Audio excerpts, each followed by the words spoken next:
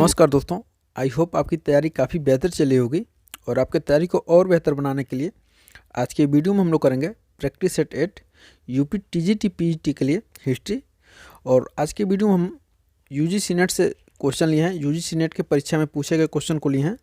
तो चलिए आज के सबसे पहले क्वेश्चन की शुरुआत करते हैं। सबसे पहला क्वेश्चन है दोस्तों, सबसे पहला क्वेश्चन है कौटिल्य के अर्थशास्त्र के अनुसार निम्न में से कौन सिक्के के प्रचलन के लिए उत्तरदायी था। ऑप्शन ए देखिएगा अपटलाध्यक्ष, ऑप्शन बी पड़याध्यक्ष, ऑप्शन सी सौवर्मिक और ऑप्शन डी लक्षणाध्यक्ष। ये थोड़ा सा इनका भाषा बहुत क्लिष्ट होता है यूजीसी नेट का। और एक क्वेश्चन पूछा गया है यूजीसी नेट 2015 में, 2015 में क्वेश्चन पूछा गया है। बाकी और भी जितने सारे क्वेश्चन हैं वो सब किसी न किसी ईयर में पूछे ही गए हैं, 2020 से लेकर 2021 से लेकर के 2012 तक में। तो इसका राइट आंसर हो जाएगा दोस्तों ऑप्शन नंबर डी, यानी कौटिल्य के अर्थशास्त्र के अनुसार सिक्के का जो प्रचलन का अधिकारी था वो कौन था, लक्षणाध्यक्ष। आगे बढ़ते हैं क्वेश्चन नंबर 2 की तरफ। क्वेश्चन नंबर 2 है भारत में किसके शासनकाल में, भारत में किसके शासनकाल में ईसाई धर्म के प्रचार हेतु संत थॉमस आया था। ज़रा ऑप्शन पे गौर करते हैं।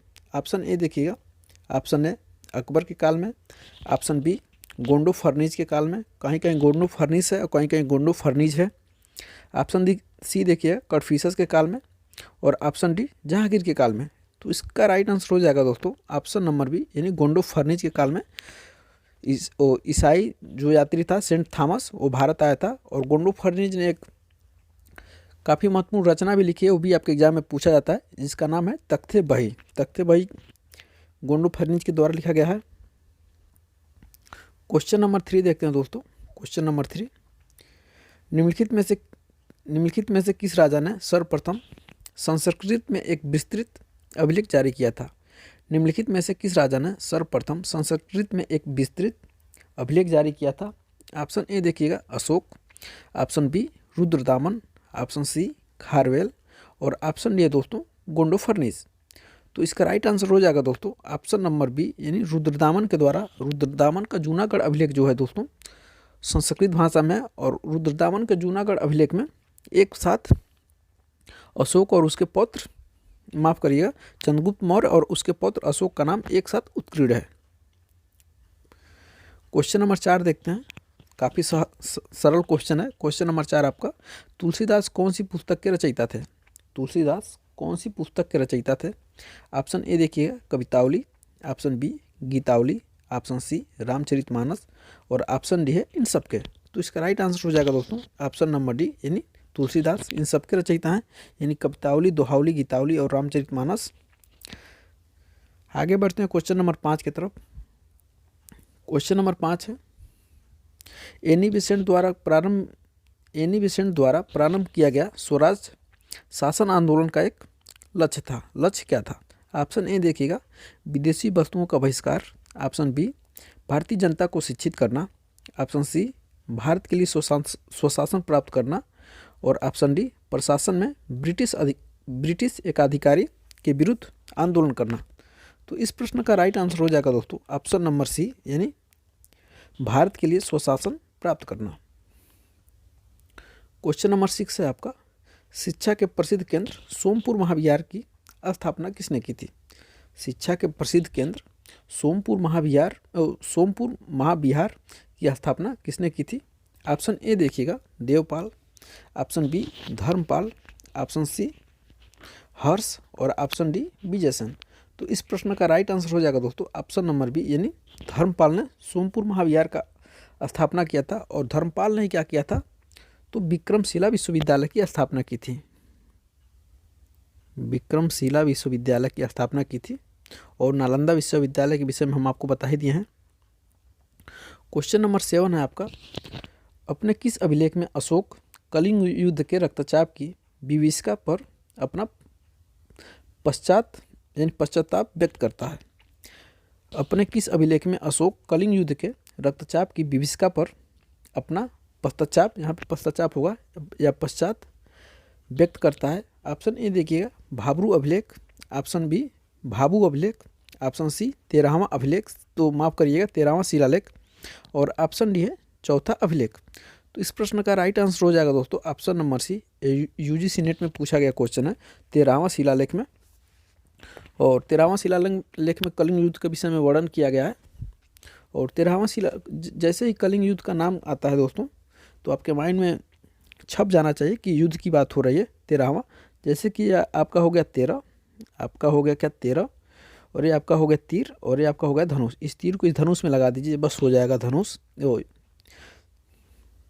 तो युद्ध के विषय में वहाँ से आपको मालूम चल जाएगा कि 13वां शिलालेख युद्ध के विषय में जानकारी देता है। क्वेश्चन नंबर 8 देखते हैं दोस्तों। निम्नलिखित में से अशोककालीन शिलालेखों में ब्राह्मी लिपि का प्रयोग नहीं किया गया है। निम्नलिखित में से अशोककालीन शिलालेखों में ब्राह्मी लिपि का प्रयोग नहीं किया गया था। ऑप्शन ए देखिएगा सारनाथ में, ऑप्शन बी शाहबाजगढ़ी में, ऑप्शन सी धौली में, और ऑप्शन डी इनमें से कोई नहीं।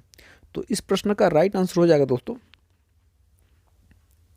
इस प्रश्न का राइट आंसर हो जाएगा दोस्तों ऑप्शन नंबर बी, यानी शाहबाजगढ़ी में क्या हुआ था, शाहबाजगढ़ी में ब्राह्मी लिपि का प्रयोग नहीं हुआ था, जो कि शाहबाजगढ़ी और मानसेहरा अशोककालीन जो है अशोककालीन शाहबाजगढ़ी और मानसेहरा में क्या हुआ था, मानसेहरा अभिलेख में या शिलालेख में ब्राह्मी लिपि का प्रयोग न करके खरोष्ठी लिपि का प्रयोग हुआ है।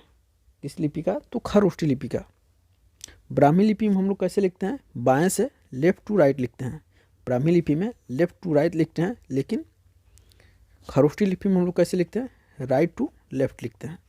ठीक है, हम लोग ऐसे लिखते हैं, और ब्राह्मी लिपि में हम लोग ऐसे लिखते हैं।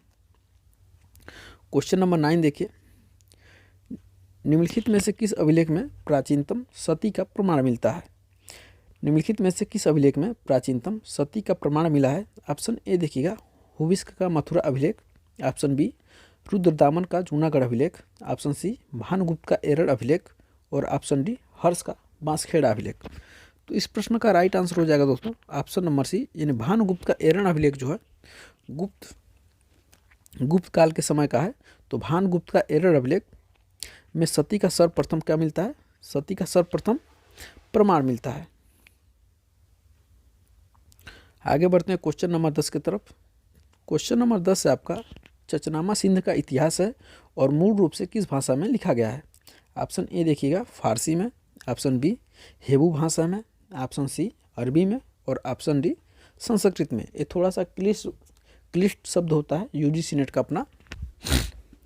तो इस प्रश्न का राइट आंसर हो जाएगा दोस्तों ऑप्शन नंबर सी, यानी चचनामा अरबी भाषा में लिखा गया है। और चचनामा से प्राप्त क्या होता है, तो अरबों द्वारा सिंध पर आक्रमण, और मोहम्मद बिन माफ़ करिएगा, चचनामा में क्या प्राप्त होता है, तो अरबों द्वारा सिंध पर आक्रमण। और जब आक्रमण किया था मोहम्मद बिन कासिम, तो उसमें राजा कौन था, सिंध का राजा कौन था, तो राजा दाहिर। ये आपसे क्वेश्चन में पूछा जाता है, यही हम आपको बताना चाह रहे थे। तो कैसा लगा आज का क्वेश्चन दोस्तों, कमेंट करके हमें ज़रूर बताइएगा, और अपने दोस्तों के साथ ज़्यादा से ज़्यादा शेयर करिएगा। और बहुत अच्छा लग रहा है आप लोग वीडियो को इतना सारा प्यार दे रहे हैं और वीडियो को शेयर भी कर रहे हैं। तो मिलते हैं अगले वीडियो में, तब तक के लिए बहुत बहुत धन्यवाद।